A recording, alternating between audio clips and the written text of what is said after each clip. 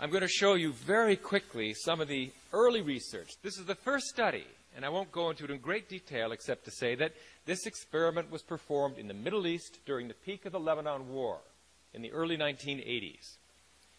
It was hypothesized, based on many previous smaller experiments, that if enough people were collectively experiencing and stimulating this fundamental, powerful field of peace within, that there would be a radiated influence of peace that would affect the behavior of people throughout society. People would wake up in the morning and they'd decide, hey, I don't think I'm going to kill anybody today. What a novel thought.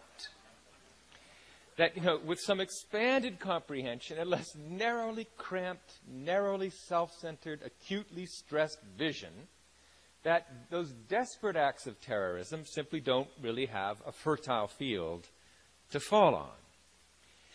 So this chart shows a dotted line going up and down, which is the rise and fall on a daily basis of the number of people who were meditating as a group in Jerusalem. About 1,000 people on average, sometimes more, sometimes less.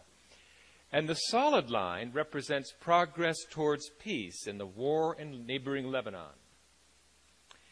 And even before the benefit of statistical analysis, you can almost see from the raw data that progress towards peace, measured by reduced war deaths, reduced war injuries, reduced number of bombs, that progress towards peace goes up and down almost in lockstep with the number of people who were meditating as a group, radiating this influence of inner peace to become outer peace. When this was subject to mathematical analysis, the likelihood that this is simply due to some fluke, due to chance, is less than 1 part in 10,000. To be able to say something with this certainty that group meditation prevented war, that is a really remarkable finding.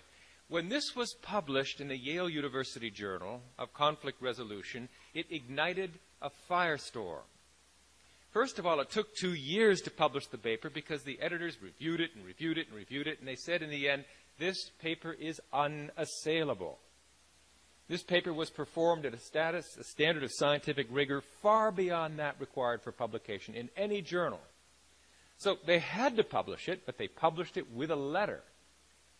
And the letter in the journal said, the results of this experiment are so unexpected that 1,000 people could influence the behavior of 1 million, that they urged other scientists to go out and repeat the study.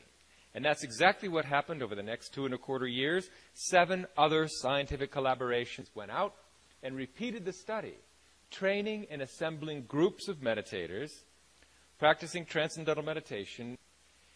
And in every one of these experiments during this 2¼ year period, there was a marked reduction in violence and war. 80% drop in war deaths and war-related injuries in comparison to all the other days during the 2¼ years where there were no meditating groups, when the situation grew slightly worse, as this chart shows, in comparison to 7 highly positive bars showing highly statistically significant progress towards peace in every single experiment. If you put these together, the likelihood that this reduction of war was, again, simply due to chance and not due to the meditating groups was less than 1 part in 10 million. There is far more evidence that group meditation can turn off war like a light switch than there is evidence that aspirin reduces headache pain, for example. It is a scientific fact